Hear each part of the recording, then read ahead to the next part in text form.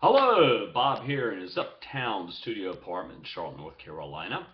And we'll talk a little bit about the Golden Eagle bike engine again. And let me tell you this, guys. I posted a lot on my Golden Eagle bike site.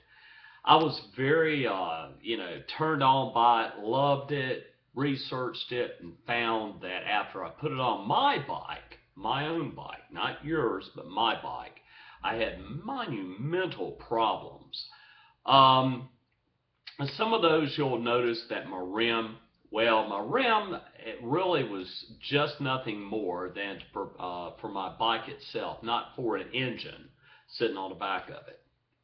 A little bit of wobble caused my belt to start to wobble a little bit, and it wore down the inside of the threads of the Kevlar belt they claim to be. So, I'm not saying the Kevlar belt's the same belt you find in a car.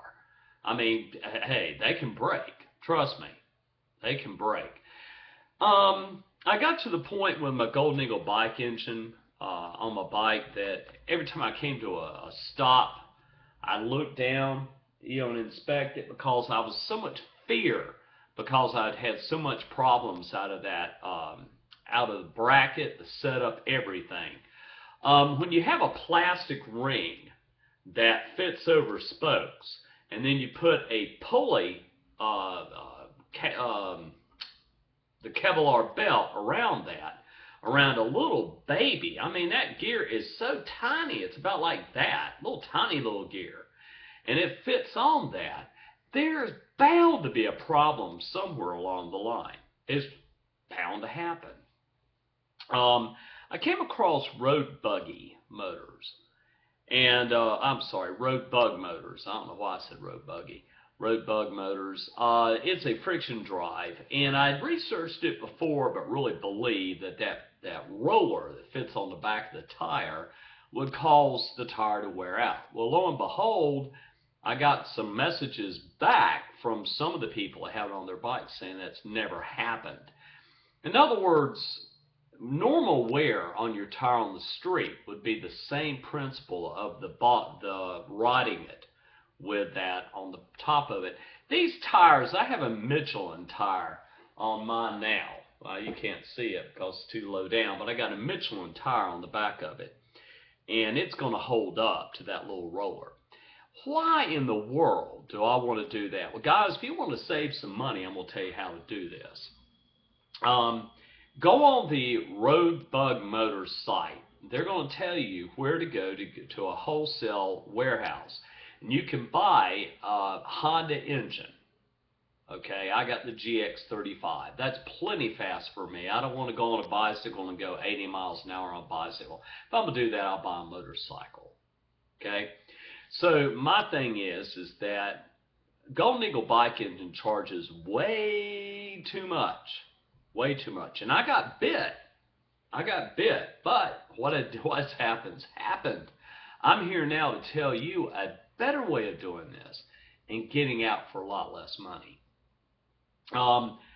Okay, for $155, you can get the whole setup, their kit at Roadbug Motors.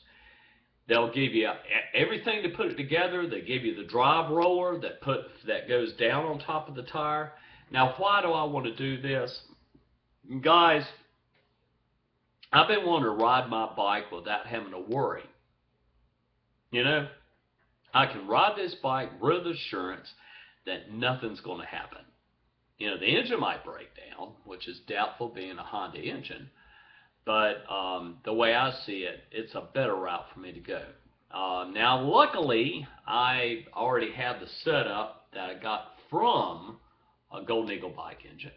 So I got the throttle and got the kill switch. So I only have to, my out of pockets around 129, okay, for their kit. You can buy the Honda GX engine on a wholesale site for around $245. Guys, Golden Eagle bike engines, what those guys did was they just ballooned profit. I mean, ballooned profit. I mean, I can't believe what they did. These guys must be walking money right now. Seriously, walk-in money. Maybe I should go to work for Golden Eagle Bike Engines. Maybe I'd have a bigger house, drive a nicer car. So that's my review of Roadbug motors. I'm going to show more about that as I start to put that on my bike. I'm not cutting down the folks there at Golden Eagle Bike Engine. If you feel that best suits your bike, by all means buy it. But I'm not praising their product as much as I used to. And you can see, if you look at some of my videos, you can hear some of the problems that I had.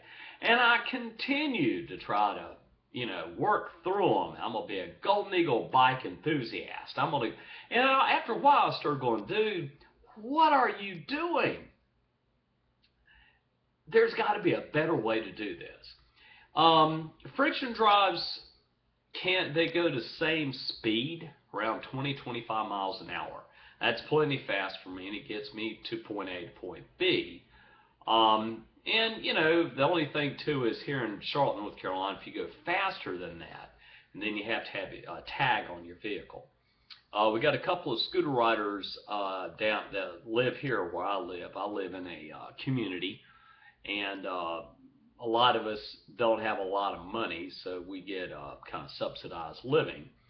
And the thing I'm going to say about them is they're out riding around on their scooters with no tags on it. Eventually, they're going to get pulled over by the police. I think it's $80 a pop. That's kind of expensive. I just go ahead and go get it tagged. It's not that big a deal. So I mean, my whole thing is that guys, beware of where you're spending money, what you spend your money on. I'll give you more of my installation and show you a little bit about it and how it works. All right, guys, thanks a lot.